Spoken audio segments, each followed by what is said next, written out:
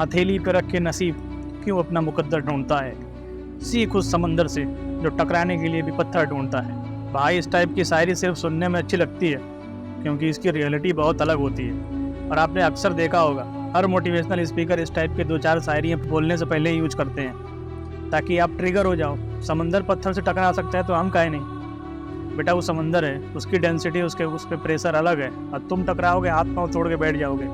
लेकिन क्या है ना कि हम सुनते ही बड़े चार्जड अप हो जाते हैं। और अक्सर आपके साथ ऐसा हुआ होगा, 2-4 मोटिवेशनल वीडियो देखने के बाद आप इतना चार्जड अप हो गए होगे, इतना आपका मन करता होगा कि कब मेरे को टाइम मिले और मैं सारी किताबें एक साथ पढ़ लूँ और आज के आज यूपीएससी क्लियर कर लूँ। लेकिन रियलिटी इससे बहुत अलग होती है। तो आज मैं इन 3 पॉइंट्स पर डिस्कस करूँगा जिससे आपकी सारी क्लैरिटी दूर हो जाएगी कि असली खेल क्या है। Point number 1, what is motivation. जब आप गूगल पे सर्च करोगे तो आपको कुछ इस टाइप का लिखा आएगा। Motivation is the word derived from the word motive, which means needs, desire, wants or drive within the individual. Drives within the individuals लिखा है, not outside the individual. कोई व्यक्ति चाहे कितना हो बड़ा मोटिवेशनल स्पीकर क्यों ना हो, वो आपको तब तक मोटिवेट नहीं कर सकता जब तक आप खुद से अपने आप को मोटिवेट न करना चाहो। लेकिन अगर आपकी इच्छा शक्ति स्ट्रांग है, अगर आपका विल पावर स्ट्रांग है, तो आपको किसी भी मोटिवेशन की ज़रूरत नहीं पड़ती। बेसिकली देखा जाए तो आपको मोटिवेट होने की ज़रूरत नहीं है। खुद मोटिवेशनल स्पीकर मोटिवेट नहीं रह पाते। आप उनके पर्सनल लाइफ को देखिए कितना रायता फैला हुआ है, तो फिर ये दूसरों को कहाँ से मोटिवेट करेंगे। तो किसी भी काम को करने के लिए आपको मोटिवेशन की नहीं बल्कि अपने विल पावर को स्ट्रॉन्ग करने की ज़रूरत है।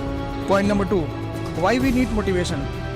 हमें मोटिवेशन की ज़रूरत क्यों पड़ती है। मैं इस चीज़ को एक एग्जाम्पल के थ्रू समझाना चाहता हूँ। हर साल यूपीएससी के रिजल्ट आते हैं और हर साल आप सुनते हो एक रिक्शा चलाने वाले का बेटा बना आईएएस, एक सब्जी बेचने वाले का बेटा बना आईपीएस, एक चाय बेचने वाले की बेटी बनी आईएएस।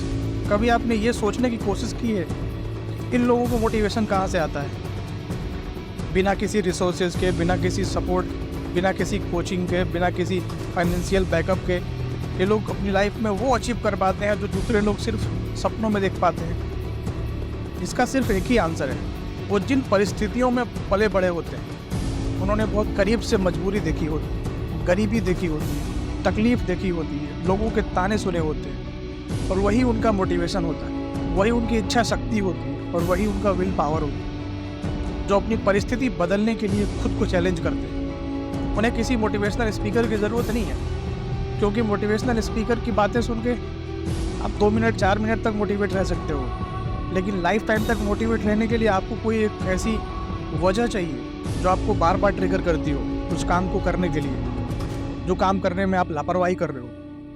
नॉर्मली आपको दौड़ने के लिए बोला जाए तो आप नहीं दौड़ोगे क्योंकि आपके पास दौड़ने की कोई वजह नहीं है। लेकिन आपके पीछे एक कुत्ता पड़ा हो और आपकी तरफ दौड़ के आ रहा हो तो आप इतनी तेज़ से दौड़ोगे जितनी तेज़ी से आज तक आपने कभी ज़िंदगी में दौड़ा ही नहीं। तो प्रॉब्लम ये नहीं कि आप दौड़ना नहीं चाहते, प्रॉब्लम ये है कि आपके दौड़ने की कोई वजह नहीं है आपके पीछे। आप उस वजह को तलाश करो, किसी भी दुनिया की कोई मोटिवेशन की ज़रूरत नहीं पड़ेगी आपको। And the point number 3, be a action taker. सबसे पहले आप एक पेन पेपर लीजिए और वो सारे काम को लिखिए जो आप करना चाहते हैं और उस काम को अलग अलग टाइम फ्रेम में डिवाइड करिए। Small changes make a huge difference, we don't even realize sometimes.